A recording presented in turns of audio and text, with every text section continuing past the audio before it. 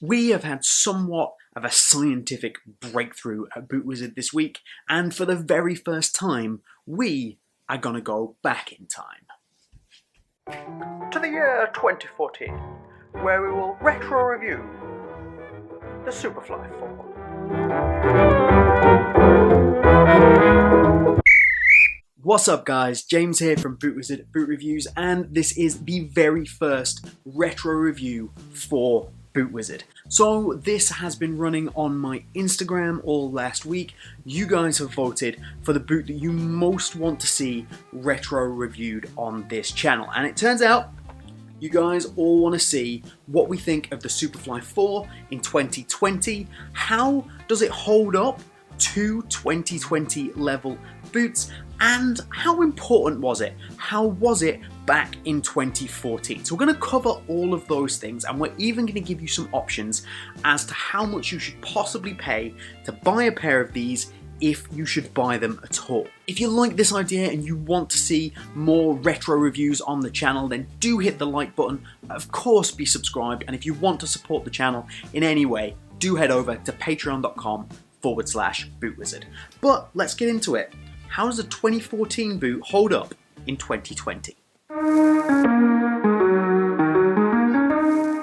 So it's the 2014 World Cup, and Nike have just dropped the Magista Obra 1 and introduced the world to the dynamic fit collar and Flyknit technology. And then shortly after that, they then introduce us all to the Superfly IV, maintaining this now iconic dynamic fit collar and Flyknit technology. This was a revolutionary technology and something that can't be understated on its impact on the football boot industry. So let's consider why Flyknit is so good. Or is it even that good? Is it even that revolutionary?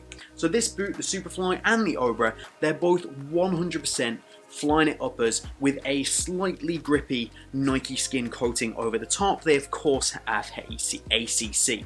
Flyknit is a blend of synthetic yarns and fibers that Nike can engineer in any way they want, and this is why it's important. It means that they have control over every single little millimeter of the boot. They can make it stretchy, they can make it stiffer, they can make it stronger, they can make it thicker, thinner. Anything that they want to do with each little area of the boot, they can do with the way that Flyknit can be engineered and the way that that knit material works. It's exactly the same with Adidas's engineered version of their Prime Knit that you get on the Predator 20 Plus line. But how does that affect the Superfly IV on your feet in 2020? Well, it still gives you that soft out of the box, seamless, close to the foot wrap, that sock-like feel that you still get from today's Superflies and Vapors. The Superfly VII, the Vapor 13, they work on the same theory. That soft, sock-like, thin, close to the ball sensation, and you get that from this and the Superfly VII. Well, there are of course differences between the two boots, and for me the biggest difference comes in the way that they are provided with structure, lockdown and responsiveness. So the less interesting part is the fact that there's an internal liner on the Superfly IV, the same way as there is on the Superfly VII. Then you of course get these Brio cables. So these Brio cables are there to give you better lockdown and responsiveness in the boot, because this is a very soft upper out of the box, and especially after you've worn it in. So it needs help to give it structure, to give it lockdown and responsiveness on your feet. And these do a surprisingly good job. Basically, as you pull the laces tight, you can see here, these Brio cables run up to every single lacing position, and then as you pull it tight, it tightens down into the sole plate to lock your foot in place. And it's surprisingly good. However, I do think this is the area where the boot has kind of been left behind a little bit, because these Brio cables do provide stiffer areas of the boot. It just ruins the uniform feeling all across the boot in terms of feel and touch ever so slightly. Now, it works as a good technology, but when you compare it to what you get from the new Superfly VII with that dual yarn system that really seamlessly integrates your lockdown, your responsiveness by cross-weaving those two different types of yarn. There's no comparison here. This is far superior. But Superfly IV, revolutionary at the time, did a fantastic job at the time, and you know what? Still does a good job now. Touch-wise, all the boots I've mentioned so far do give you that sock-like feel on your feet, but of course this is more seamless, the most sock-like that you're going to get. And then when you take the Superfly versus the Obra, which both came out around the same time, the Superfly offers a much thinner touch on the ball. It's a touch that's much closer to the ball, and if that's what you were looking for, you are looking for, it is still fantastic at that. And it's because the Flyknit is basically only one layer, whereas on the Obra it's a much thicker kind of dual or multi-density version of the Flyknit. Touch on the ball, responsiveness and lockdown, I don't think there's any doubt that the 2020 Superfly VII is better than the Superfly IV. However, if you gave me this on those categories to wear for a whole season in 2020, would I be okay with that?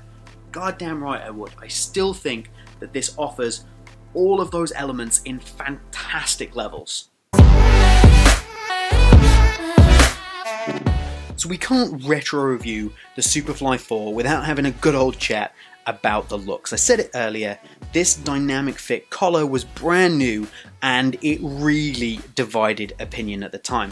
Some people loved it, some people hated it, or you were like me and you were just super curious about it. I really wanted to try these because I didn't really love the look, but I had to give a go to this new look of a football boot and the knitted upper. The rest of the boot, of course, has that carbon fibre outsole with the little coloured inserts that match into this bright Volt upper. That Superfly swoosh, the Ronaldo swoosh as it pretty much is these days, that runs right along the front. I think those Brio cables look fantastic. I think they add to the look of the boot. I've thought that ever since we got them on the Superfly I. Without these Brio cables in, the boot just wouldn't stand out quite as much. Overall, I think that this is a fantastic looking boot, and whether you love or hate the dynamic fit collar, I think if you take that away from this boot, then you don't have a boot that's iconic, that's as iconic as this is. So the Superfly IV saw Nike go back to its carbon fibre outsole. The Vapor at the time had moved to a compressed nylon outsole, and actually they kind of felt fairly similar. But by moving back to this carbon fibre, of course it looks amazing because it's carbon fibre. Mine less so because it's, let's just say, dirty. And then this, however, was slightly different to what we got on carbon fibre outsoles from Nike in the past, because they'd actually moved to only 2 layers of carbon fibre, which made the whole sole plate just more flexible. Now, that's not necessarily a bad thing. The boot was infinitely more comfortable than what you got from previous carbon fibre outsoles, and that extra flexibility really led itself to a very smooth and very comfortable fit in this boot. I really like the way that this moves, seamless, really does describe this really, really well. The problem comes depending on what you like. Of course, these days, especially our speed boots, we want to have aggressive, snappy, potentially a bit stiff outsoles. Take what we get with this Aerotrax outsole spine that's been added to the Superfly VII. This provides such fantastic snapback and energy return, something you're not going to get from the Superfly IV. But, as I say, the way that this feels, the very natural feeling of that sole plate and the way it moves with your foot, I think is amazing. The stud pattern follows a similar pattern. It is basically a tweak on a previous Nike setup with just some studs added. And it's not a bad thing at all, and I talk about this quite a lot. The way that sometimes sole plates, stud patterns, uppers, they go together really nicely. And that's how I feel about this stud pattern and this sole plate. They're such a nice blend, and they do that seamless, natural thing really, really well. So I don't have any complaints. But again, we can go back and look at even the version that came after this, the Superfly V, then we look at what we've got on the Superfly VII. This is not as aggressive. It was pretty much one of the most aggressive stud patterns on the market at the time it was released, but things have moved on, and if you want the absolute most aggressive traction, it doesn't come from this. But as a package, I really like the way that this works. So with the weight, let's throw the Superfly IV on the scales, and mine comes in at 193 grams. This is a UK 7.5. Now you have to take into account as well that this is in very used condition, which does affect it. However, 193 grams was about accurate. They were sub 200 grams in most sizes, which at the time was not really the lightest boot going. There's plenty of other options that were lighter than this. However, at sub 200 grams, you absolutely cannot complain. It's a very lightweight boot and does a great job. And if we compare that up to another used boot, the Superfly VII I have here, mine comes in at exactly 200 grams. So this is actually lighter. They're fundamentally the same weight. You're not going to notice that weight difference on feet. And again, if you're looking to buy these in 2020, you have no worries about the weight. These are lightweight and they're going to feel great. So value for money, we're going to look at two things. How much these cost when they were released, and how much you can pick them up for now if you want to grab a pair. So these released for about €260 at the time in 2014, which is by no means cheap. It's only €10 less than what you're going to pick up a Superfly VII for in a general release colorway now. So a bit on the expensive side. But in 2020, what we're really interested in is how much are they going to cost us right now. And I look at it this way. I spend a lot of time looking at resale and things like that, and you can pick up some good deals on eBay, but of course always be careful with eBay. Make sure you don't pick up a fake. That's for another video. I happen to have a fake pair of Superfly IVs from eBay by accident. We'll put it in a video. Get subscribed if you want to see it. But there are plenty of genuine sellers on eBay, and if you are confident that you're getting genuine product, then absolutely it's worth picking up. There's also loads of genuine sellers on Instagram. It's a great place to pick up boots, and I'll link some of my favorites down in the comments. And then of course, there's a brand new place you can pick these up, Football Market. So I'll link that down as well. It's a brand new app or web service that basically has a marketplace within it and has far more stringent controls than Instagram or eBay on what's resold in making sure that it's genuine. So I strongly suggest checking that out as well. But prices are what's important here, and I would say if you can pick a pair of these up for around the €100 mark in either very good condition or in new condition, that is a great deal. If you go up to €150, €160, it's incredibly easy to pick up a pair of these in a almost perfect or even brand new condition. Now there is a variation depending on what colorway you go for as to what you pay. The Hyper Punch colorway, for example, is far more in demand than this colorway I have here. So if you're not too worried about colorway, you will get a better deal on what you pay, but I absolutely would not pay more than €150 for a pair in a very good condition or a new condition even. So that's my Boot Wizard tip for you if you want to go out and pick up a pair of Superfly IVs.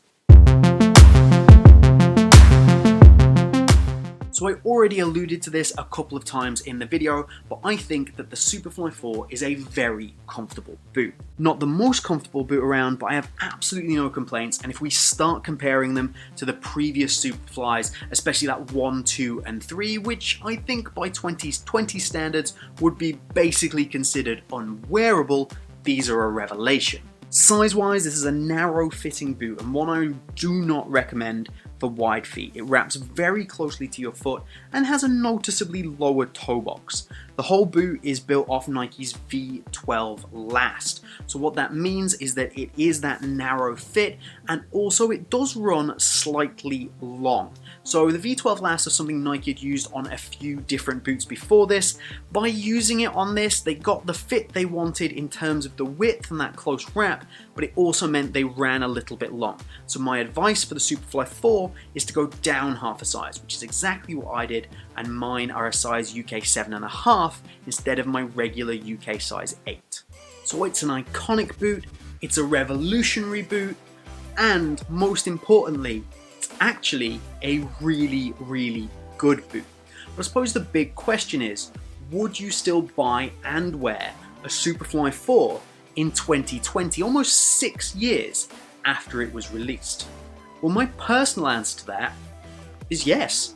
Like, if somebody offered me these and was like, you have to wear them for the whole season, this is your only boot, I'd be perfectly happy. If you're interested in picking up a retro pair of boots to play in, you want something that's got a little bit of nostalgia value, and you want something that is iconic, there's nothing wrong with picking up a Superfly IV in 2020, in my opinion.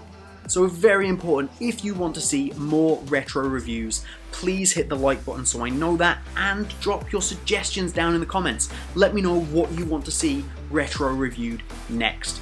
Of course, get subscribed to pick up all of those future retro reviews if they're coming, and if you do want to support the channel, please head over to patreon.com/bootwizard. But that's all from me here today. I hope you've enjoyed it, and we'll see you soon.